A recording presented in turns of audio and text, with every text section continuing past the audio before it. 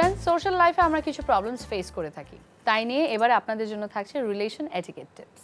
অতিরিক্ত চাপ ছাড়া সন্তানের এক্সট্রা কারিকুলাম কী হতে পারে? আমরা জানি যে আজকাল বাচ্চারা অনেক চাপের মধ্যে থাকে লেখাপড়া নিয়ে।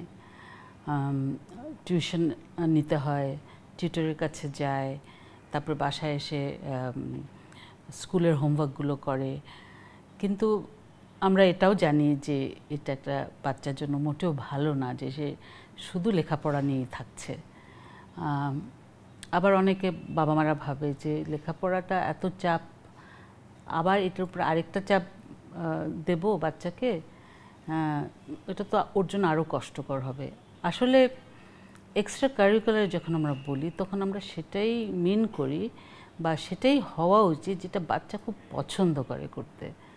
তো এখন অনেকেই বলতে পারে যে হ্যাঁ, আমার বাচ্চা তো ওই ফোন নিয়ে, স্মার্টফোন নিয়ে খেলতে খুব পছন্দ করে বা ট্যাব নিয়ে খেলতে খুব পছন্দ করে।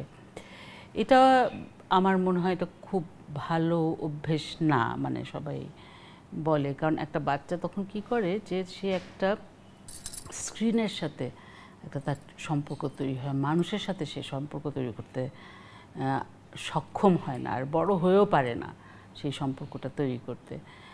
অথচ এ ধরনের প্যাসিভ আরও অনেক কিছু আছে যেটা একটা বাচ্চা শিখতে পারে।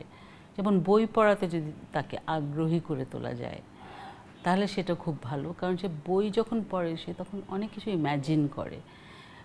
ওর সামনে ছবি টবি এঁকে, যেমন ভিডিও চিত্রে বা কমিকে যেগুলো হয় সেগুলো সব কিছু তো দেখিয়ে দেওয়া হয়।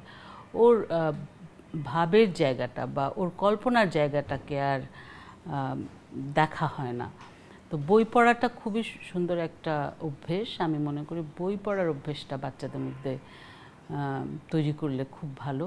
হ্যাঁ, বইটা ধরিয়ে দিলেই বাচ্চা ভাবে যে এটা তো বই, তো এটা তো আবার সেই স্কুলের বই না। তো আমরা যেটা মনে করি যে মা বাবা, নানা নানি, এই ফুপু চাচা যারা এরকম সম্পর্কের, তারা যদি রেগুলার একটা বাচ্চাকে গল্পের বই পড়ে শোনায় সেটা কিন্তু ওরা খুব এনজয় করে। তো গল্পের বই যখন পড়া হবে তখন সে যেমন এনজয় করবে, আবার পরবর্তীতে নিজেই পড়তে চাইবে, এটা একটা। আর যদি গান গাইতে তার গলার সুর ভালো থাকে তাহলে তাকে গান শেখানো যায়। সে যদি আঁকতে ভালোবাসে তাহলে তাকে আঁকার ক্লাসে পাঠানো যায়। তো আমি মনে করি না এক্সট্রা কারিকুলাম অ্যাক্টিভিটি যেটা, সেটা মোটেও চাপের। কারণ আমি সেই এক্সট্রা কারিকুলাম অ্যাক্টিভিটি করাবো যেটা ওর ভালো লাগে। বিদেশে আমি অনেক সময় দেখেছি, আমাদের দেশে আমি এখনও অতটা লক্ষ্য করিনি, যে দেখা যায় যে একটা বাচ্চাকে ধরে পিয়ানো শেখানো হচ্ছে, পিয়ানো সে মোটেও পারছে না, ওর আগ্রহও নাই, তারপরেও তাকে পিয়ানো শিখতে হবে। এরকম অবস্থায় যেন বাচ্চাকে না নেওয়া হয়। এক্সট্রা কারিকুলাম অ্যাক্টিভিটি যেটা, সেটা যেন সে এনজয় করে।